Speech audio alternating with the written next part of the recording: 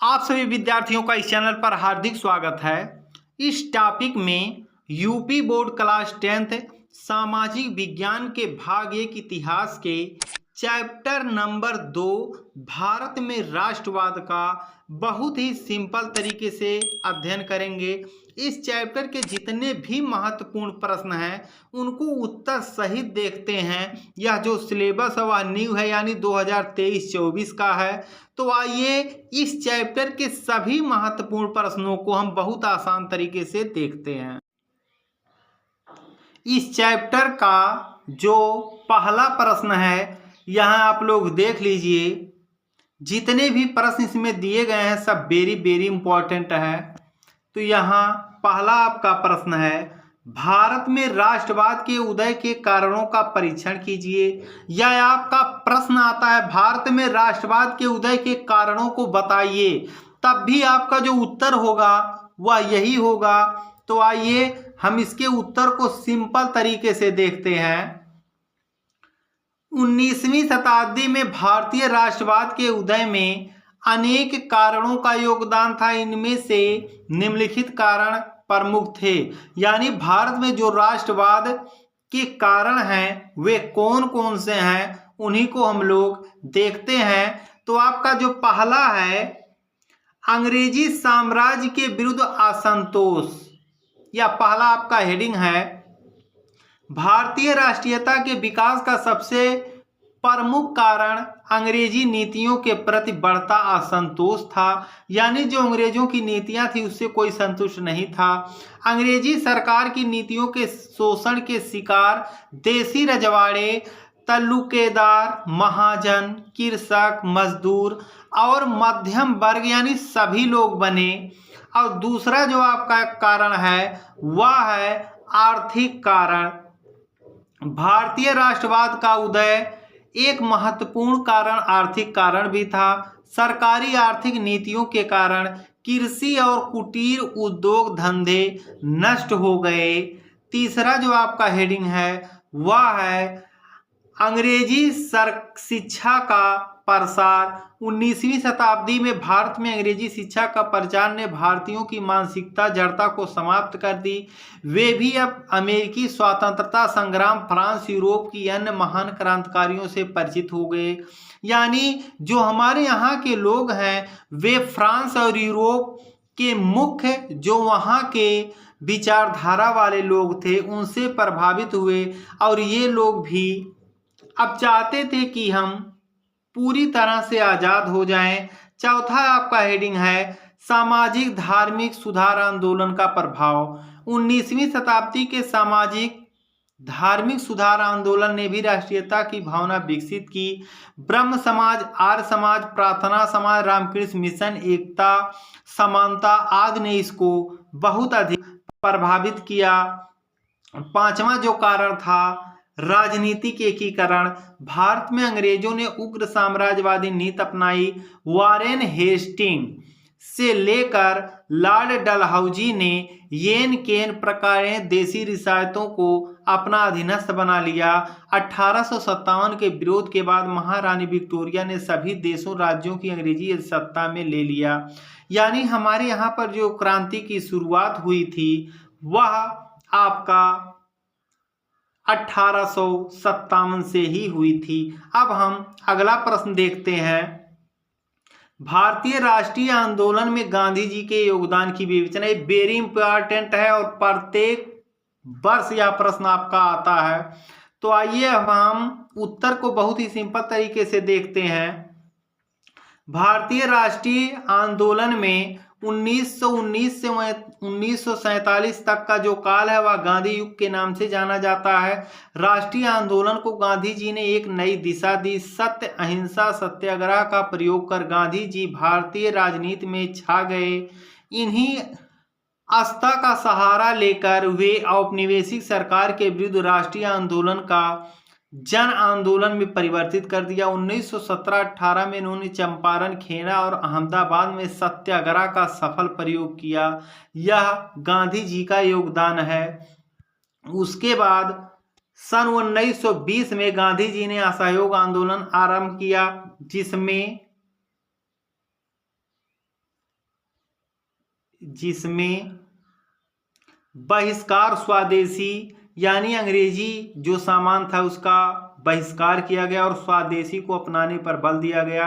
रचनात्मक कार्यक्रमों पर बल दिया गया। 1930 में गांधी जी ने सरकारी नीतियों के विरुद्ध दूसरा व्यापक आंदोलन सविनय अवज्ञा आंदोलन आरंभ किया। इसका आरंभ उन्होंने 12 मार्च 1930 को दांडी यात्रा से किया। गांधी जी का 1942 का भारत छोड़ो आंदोलन था, जिसमें गांधी जी ये कहने लगे कि जब तक अंग्रेज हमारे यहाँ से छोड़कर नहीं जाएंगे तब तक हम लोग आंदोलन जारी रखेंगे, जिसमें उन्होंने लोगों को प्रेरित करते हुए करो या मरो का मंत्र दिया।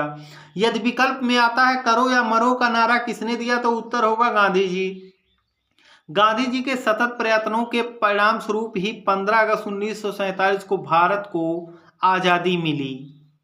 अब तीसरा इंपॉर्टेंट जो आपका प्रश्न है, सविनय आंदोलन के कारणों की विवेचना कीजिए। वेरी इंपॉर्टेंट प्रश्न है सब। इसका जो उत्तर होगा, ब्रिटिश औपनिवेशिक सत्ता के खिलाफ गांधी जी के नेतृत्व में 1930 ईस्वी में शुरू किया गया सविनय अवज्ञा आंदोलन के महत्वपूर्ण कारण निम्नलिखित थे। इसमें जो पहला था वह है आपका साइमन कमीशन। पहला हेडिंग है Simon commission. Sir John Simon की अध्यक्षता में भारत में साइमन कमीशन के विरोध का मुख्य कारण कमीशन में एक भी भारतीय को नहीं रखा जाना तथा भारत के स्वशासन के संबंध में निर्णय विदेशियों द्वारा किया जाना था। और दूसरा जो आपका है नेहरू रिपोर्ट। कांग्रेस ने फरवरी 1928 में दिल्ली में एक सर्वदलीय सम्मेलन का आयोजन किया। समिति ने ब्रिटिश सरकार से डोमिनियन स्टेट की दर्जा देने की मांग की। जो तीसरा आपका हेडिंग है वह है विश्वव्यापी आर्थिक मंदी। 1929-30 की विश्वव्यापी आर्थिक मंदी का प्रभाव भारत की अर्थव्यवस्था पर पड़ा। चौथा है समाजवाद का बढ़ता प्रभाव। इस दिन कांग्रेस के युवा वर्गों के बीच मार्क्सवाद एवं समाजवादी विचारधारा तेजी से फैल रहे थे। और आपका जो अंतिम हेडिंग है छठवां, पूर्ण स्वराज की मांग। दिसंबर 1929 के कांग्रेस के लाहौर अधिवेशन में पूर्ण स्वराज की मांग की गई। अब अगला देखते हैं, यानी कि चौथा प्रश्न, असहयोग आंदोलन के कारण परिणाम। वेरी वेरी इंपॉर्टेंट है ये भी प्रश्न, जो कि मानकर चलिए कोई ना कोई प्रश्न इस चैप्टर से पक्का है आएगा। उत्तर होगा महात्मा गांधी के नेतृत्व में प्रारंभ किया गया प्रथम जन आंदोलन असहयोग आंदोलन था। इस आंदोलन के प्रमुख कारण निम्नलिखित हैं। देखिए कारण और परिणाम अलग होते हैं। पहले आप लोग कारण को समझ जाइए कि असहयोग आंदोलन के कारण क्या थे। तो इसमें पहला हेडिंग आप लोग देख लीजिए कि क्या कारण था। रालेट कानून 1919 में न्यायाधीश सिडनी रालेट की अध्यक्षता में रालेट कानून बना। इसके अनुसार किसी भी व्यक्ति को बिना कारण बताए गिरफ्तार कर जेल में डाला जा सकता था तथा इसके खिलाफ वह कोई भी अपील नहीं कर सकता था। दूसरा है जलियांवाला बाग हत्याकांड।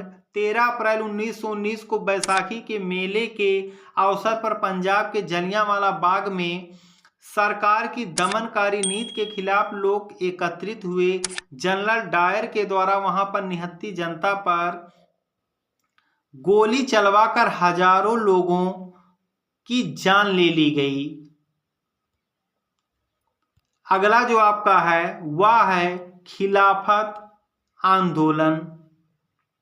इसी समय खिलाफत का मुद्दा सामने आया। गांधी जी ने इस आंदोलन को अपना समर्थन देकर हिंदू मुस्लिम एकता स्थापित करने और एक बड़ा सशक्त अंग्रेजी राज विरोधी असहयोग आंदोलन आरंभ करने का निर्णय किया।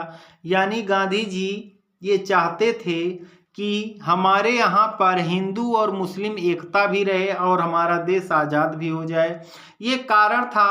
अब हम इसके परिणाम को देखते हैं। असहयोग आंदोलन के परिणाम।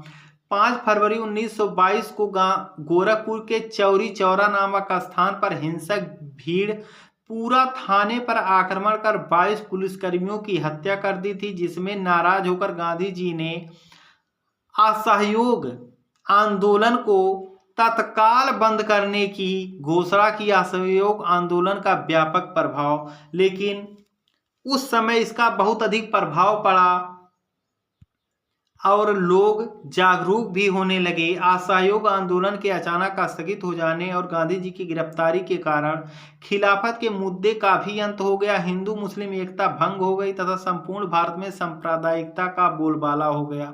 यानी गांधी जी को गिरफ्तार कर लिया गया और उसके बाद यहाँ पर स्थिति ऐसी हो गई कि एक बार फिर से वे लोग हिंदू और मुस्लिम और अन्य धर्मों के जो लोग थे उसको भड़काने लगे। अब हम अगला प्रश्न देखते हैं।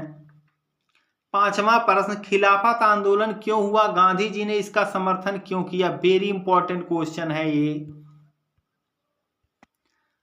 तुर्की का खलीफा जो ऑटोमान साम्राज्य का सुल्तान भी था, संपूर्ण इस्लामी जगत का धर्मगुरु था, पैगंबर के बाद सबसे अधिक प्रतिष्ठा उसी की थी।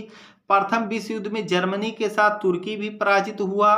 पराजित तुर्की पर विजयी मिस्र राष्ट्रों ने कठोर संधि थोप दी। ऑटोमान साम्राज्य को विखंडित कर दिया गया, जिसके परिणाम स्वरूप खलीफा और ऑटोमान साम्राज्य के साथ किए गए व्यवहार से भारतीय मुसलमानों में आक्रोश उत्पन्न हो गया। आंदोलन चलाने के लिए जगह जगह कमेटियां बनाकर तुर्की के साथ किए गए अन्याय के विरुद्ध जनमत तैयार करने का प्रयास किया गया। गांधी जी ने इस आंदोलन को अपना समर्थन देकर हिंदू मुस्लिम एकता स्थापित करने का और एक बड़ा सशक्त राज विरोधी आंदोलन आरंभ करने का निर्णय लिया। अब अगला प्रश्न देखते हैं, जलियांवाला बाग हत्याकांड क्यों हुआ, इसने राष्ट्रीय आंदोलन को कैसे बढ़ावा दिया? इसका उत्तर है, भारत में क्रांतिकारी गतिविधियों पर अंकुश लगाने के उद्देश्य से सरकार ने 1919 में रॉलेट कानून बनाया। इस तरह के भी प्रश्न आते हैं, रॉलेट कानून कब बना, जलियांवाला बाग हत्याकांड कब हुआ, भारत छोड़ो आंदोलन कब हुआ? इस कानून के अनुसार सरकार किसी को भी संदेह के आधार पर गिरफ्तार कर बिना मुकदमा चलाए उसको दंडित कर सकती थी तथा इसके खिलाफ कोई भी अपील नहीं की जा सकती थी। भारतीयों ने इस कानून का कड़ा विरोध किया। इसे काला कानून की संज्ञा भी दी गई। क्वेश्चन आ सकता है किसे काला कानून की संज्ञा दी गई? अमृतसर में एक बहुत बड़ा प्रदर्शन हुआ जिसकी अध्यक्षता डॉक्टर सत्यपाल और डॉक्टर सैफुद्दीन किचलू कर रहे थे। सरकार ने दोनों को गिरफ्तार कर अमृतसर से निष्कासित कर दिया। जनरल डायर ने पंजाब में फौजी शासन लागू कर आतंक का राज स्थापित कर दिया। इससे पंजाब के लोग अपने प्रिय नेता की गिरफ्तारी तथा सरकार की दमनकारी नीति के खिलाफ 13 अप्रैल 1919 को बैसाखी मेले के अवसर पर अमृतसर के जलियांवाला बाग में एक विराट सम्मेलन कर विरोध प्रकट कर रहे थे, जिसके कारण ही जनरल डायर ने निहत्थी जनता पर गोलियां चलवा दी। यह घटना जलियांवाला बाग हत्याकांड के नाम से पूरे विश्व में प्रसिद्ध है। जलियांवाला बाग की घटना ने पूरे भारत को आक्रोशित कर दिया। जगह जगह पर विरोध प्रदर्शन और हड़ताल हुए। गुरुदेव रविंद्रनाथ टैगोर यानी टैगोर ने इस घटना के विरोध में अपना सर का खिताब वापस लौटाने की घोषणा की। वायसराय की कार्यकारिणी के सदस्य शंकरन नायर ने इस्तीफा दे दिया। गांधी जी ने कैसरिए हिंद की उपाधि त्याग दी। जलियांवाला बाग हत्याकांड ने राष्ट्रीय आंदोलन में एक नई जान फूंक दी, क्योंकि इसमें बहुत से लोग मारे गए। उसके बाद गांधी जी ने यह निर्णय लिया कि जब तक हमारे यहाँ से अंग्रेज नहीं चले जाते हैं तब तक हम लोग आंदोलन जारी रखेंगे। अगला जो आपका इंपॉर्टेंट प्रश्न है, 7वां प्रश्न, भारत छोड़ो आंदोलन पर टिप्पणी लिखिए। वेरी इंपॉर्टेंट है ये क्वेश्चन, वेरी इंपॉर्टेंट। भारत छोड़ो आंदोलन द्वितीय विश्व युद्ध के समय 8 अगस्त 1942 को आरंभ किया गया था। यह एक आंदोलन था जिसका लक्ष्य भारत से ब्रिटिश साम्राज्य को समाप्त करना था। यह आंदोलन महात्मा गांधी द्वारा अखिल भारतीय कांग्रेस समिति के मुंबई अधिवेशन में शुरू किया गया था। यह भारतीय स्वतंत्रता संग्राम के दौरान विश्व विख्यात काकोरी कांड के ठीक 17 साल बाद 9 अगस्त सन 1942 को गांधी जी के आह्वान पर समूचे देश में एक साथ आरंभ हुआ। यह भारत को तुरंत आजाद करने के लिए अंग्रेजी शासन के विरुद्ध एक साविनय अवज्ञा आंदोलन था। कृष्ण मिशन की विफलता के बाद महात्मा गांधी ने ब्रिटिश शासन के खिलाफ अपना तीसरा बड़ा आंदोलन छेड़ने का फैसला लिया। 9 अगस्त 1942 की शाम को बंबई में अखिल भारतीय कांग्रेस कमेटी के बंबई में अंग्रेजों भारत छोड़ो का नाम दिया गया। हालांकि महात्मा गांधी जी को फौरन गिरफ्तार कर लिया गया था, लेकिन देश भर के युवा कार्यकर्ता हड़तालों और तोड़फोड़ की कार्रवाई के जरिए आंदोलन को चलाते रहे। अगला जो प्रश्न आपका है इस चैप्टर का अंतिम इम्पोर्टेंट प्रश्न, सत्याग्रह आंदोलन क्या है? उत्तर है सत्याग्रह यानी सत्य के लिए आग्रह करना, और सत्याग्रह आंदोलन का मतलब है सभी प्रकार के त्याग और कष्टों को झेलते हुए अन्याय के खिलाफ लड़ाई लड़ना। सत्याग्रह का विरोध है जो बिना किसी से घृणा करे या बिना किसी से प्रतिरोध लिए यानी प्रतिशोध लिए किया गया था। यह आंदोलन गांधी जी द्वारा चलाया गया था। तो इस चैप्टर के यही सभी इम्पोर्टेंट प्रश्न हैं, और आप लोग एक नोट्स भी बना सकते हैं जिससे कि आप अच्छे से तैयारी कर लें, क्योंकि बोर्ड एग्जाम में इससे 1 या 2 प्रश्न आना अनिवार्य है और इससे आते भी हैं।